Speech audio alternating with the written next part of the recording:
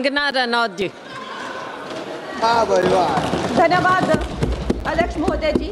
आज से 1 साल पहले हमारे माननीय गृह मंत्री श्री अमित शाह जी ने यशस्वी प्रधानमंत्री श्री नरेंद्र मोदी जी के नेतृत्व में पूरे देश के सामने संकल्प लिया था, घोषणा की थी कि मार्च 31, 2026 तक हम ये जो माओवाद है, ये जो लेफ्टिस्ट वामपंथी टेररिज्म है, इसकी जड़ें जो है देश से उखाड़ फेंकेंगे। और आज इस सभा के द्वारा, इसके माध्यम से मैं हमारे गृह मंत्री जी को, हमारी सरकार को बहुत बहुत शुभकामनाएं देती हूँ। ये संकल्प सिद्ध करने के लिए उनकी बहुत सराहना करती हूँ। अध्यक्ष महोदय, 1967 में ये छोटी सी चिंगारी माओवाद की उठी थी। उस वक्त अगर कांग्रेस सरकार चाहती तो इसको उसी वक्त दबा सकती थी, लेकिन उन्होंने क्या किया, उल्टा उन्होंने आदिवासी लोगों को जो है वो सौतेला ट्रीटमेंट दिया। उनके बीच में जो एक वैचारिक दूरियां थी उनको कभी भी उन्होंने खत्म नहीं किया।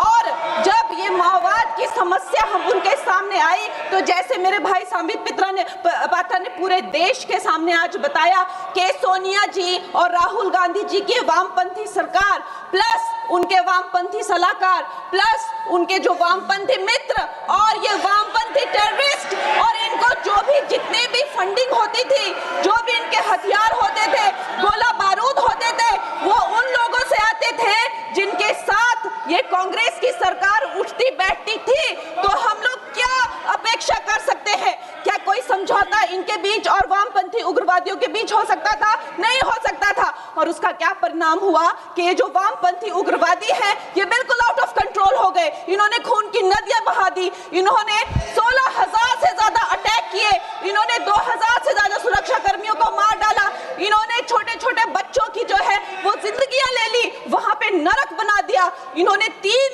पीढ़ियां ये जो है नक्सलवाद की जो आग में है जो इन्होंने झोंक दी। और जब इसके अंधेरे में पूरी तरह से जो ये क्षेत्र है जो डूब गए, जिन छोटे छोटे बच्चों के हाथ में लैपटॉप और कलम होनी चाहिए थी उनके हाथों में इन्होंने बंदूकें दे दी। अध्यक्ष महोदय, इन्होंने जब पूरी तरह से उनका भविष्य खत्म कर दिया तो पूरी तरह से अंधकार में तो अपना हाथ झटक लिया। इनको रेड कॉरिडोर बोल के, नो गो जोन बोलकर जो है पूरे देश में बदनाम कर दिया। हम भी फिल्म इंडस्ट्री में हम सोचते थे कि इतने अच्छे जंगल हैं, वहां जाके कोई गांव की शूटिंग करते हैं, अच्छा कोई गाना बनाते हैं, लेकिन उस टाइम की जो व्यवस्था है वो क्या कहती थी, अरे ये जो आदिवासी लोग हैं ये बड़े ही उग्र होते हैं, ये देश के साथ नहीं रहना चाहते, वहां शूटिंग मत करिए। खुद की असफलता छुपाने के लिए इन्होंने पूरे देश से जो है आदिवासी समाज को इन्होंने आइसोलेट कर दिया। लेकिन हमारे प्रधानमंत्री श्री नरेंद्र मोदी जी कहते हैं कि रात चाहे कितनी भी लंबी हो वो रात ही है, सवेरा होना निश्चित है।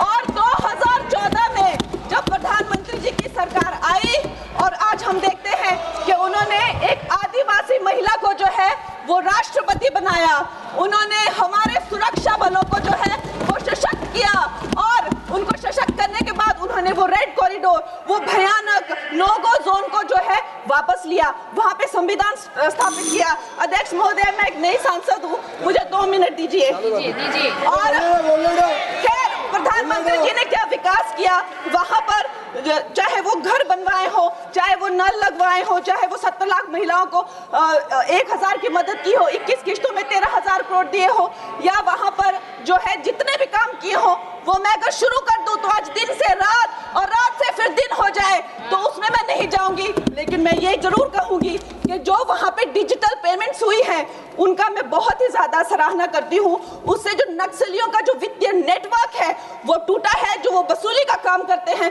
वो टूटा है, जिससे वो खोखले हुए हैं। उसके साथ में सबसे सराहनीय काम जो किया है वो मैं कहूंगी विकास और विश्वास के साथ जो हमारी सरकार ने इसको जोड़ा है। उसके उपरांत जो है उन्होंने जो समर्पण की नीति अपनाई है, 8,000 से ज्यादा युवा जो हैं वो समर्पण कर मुख्य धारा से जुड़े हैं, उनको 5 लाख की राशि और उनको रोजगार दिया जा रहा है। महोदय जी, मेरे पास कहने के लिए तो बहुत है लेकिन मुझे बहुत ही कम समय मिल रहा है। सदन के पास समय नहीं है। इस तरह की नीति हमने दोगो में भी अपनाई है और वहाँ भी बोडो में, आसाम में भी 10,000 से ज्यादा लोगों ने समर्पण अध्यक्ष महोदय जी, मैं यही कहना चाहूंगी कि गृह मंत्री जी ने और प्रधानमंत्री जी ने पूरे देश में यह संदेश दिया है कि ये देश बंदूक की नोक से नहीं चलेगा, ये देश संविधान से चलेगा, ये देश जनता के विश्वास से चलेगा। फिर से मैं अपनी सरकार को बहुत बहुत बधाई देती हूँ। हमारे साथ जुड़े रहने के लिए सब्सक्राइब करें देश रोजाना के YouTube चैनल को और नई वीडियो की नोटिफिकेशन पाने के लिए बेल आइकन जरूर दबाएं। अगर आप ये वीडियो फेसबुक या इंस्टाग्राम पर देख रहे हैं तो पेज को लाइक और फॉलो जरूर करें और ज्यादा से ज्यादा शेयर करें।